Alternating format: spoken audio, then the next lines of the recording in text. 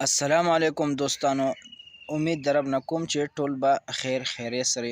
دوستانو د ګل جاهد دا ویډیو در سره شیر کوم، دا لګورئ د دې غریب د فریاد لګورئ، زړه مو به وجاړي.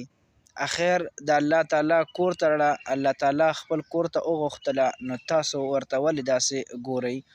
او دې سره اوس زمونږ چې کومه مرسته ده نو هغه صرف په دې سوشل میډیا باندې ده چې په دې باندې دې مونږ اواز اوچت کړو چې دې له انصاف پې نه وشي چې څوک ورسره زور زبردستي ونه کړي.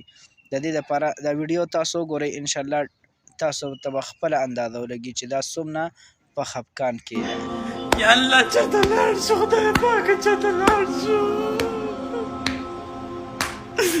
عبادت ته به خلک نه پرېږده خدایه، وای خدایه چېرته لاړ شو خدایه، د الله نمکې له راسه خدایه، د الله نمکې له راسه چې مکې به داسې پیدا کړمه نو خدایه،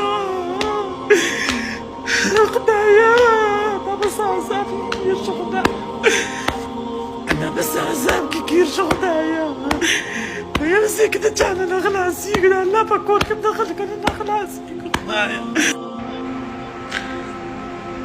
السلام علیکم، څنګه یې تاسو ټول؟ الله مو ښه ساته، خوشحاله آباد اوسئ. څنګه چې تاسو له پته ده زه په پاکه ځمکه یم، عمرې نه راغلي یو، خو دلته د پیله ورځې نه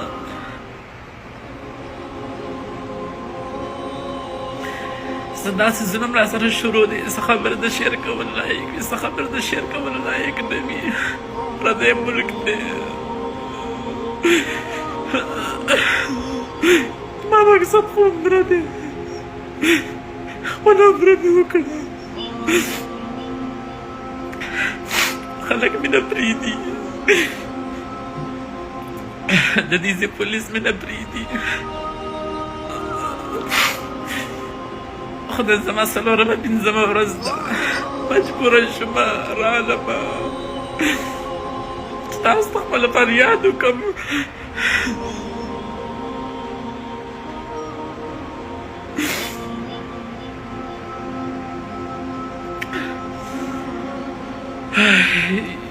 انسان چې ډېر مجبوره شي نو به ژړا شي.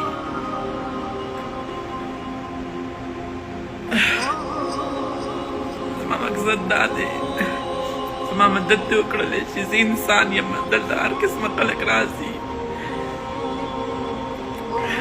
غیر مذهبه خلک راځي، زه خو الحمدلله اسلامي ملک کې پیدا شوي یو،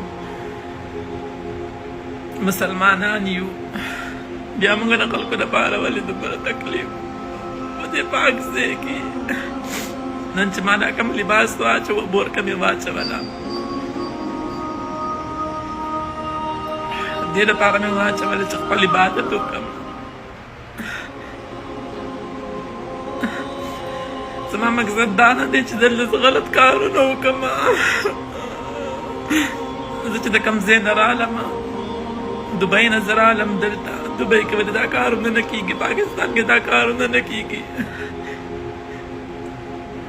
چې زه به دې کارونو دپاره دلته راځم.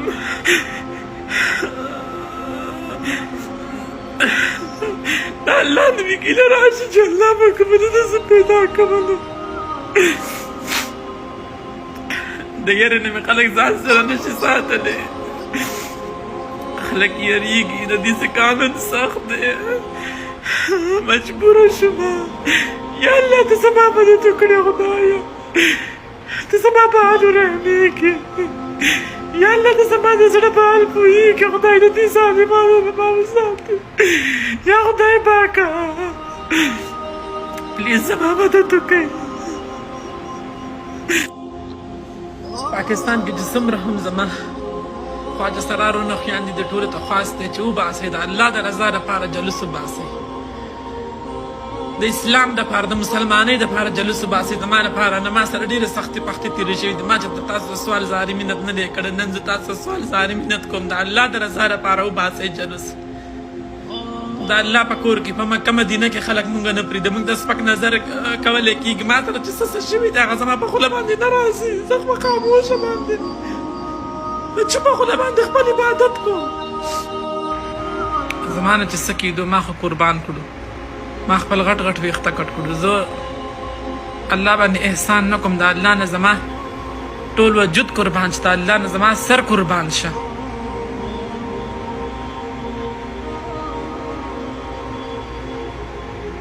ما خو دنیا ته ښودو چې زما په وجه باندې زموږ د فیلډ زما ملګري په نیکه لار شي. څومره ښکلې ورغټه خبره وي، خو نه موږ څوک نه پرېږدي. خپل ملګرو له میسج ورکوم چې را نه شئ، بلکل را نه شئ.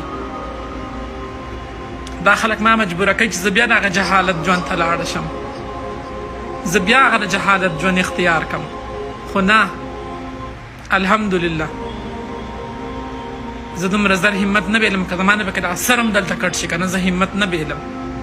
زه به خپل مقصد کې انشاءالله مخکې به ځم، که هغه په دې کپړو کې، که هغه د سړو په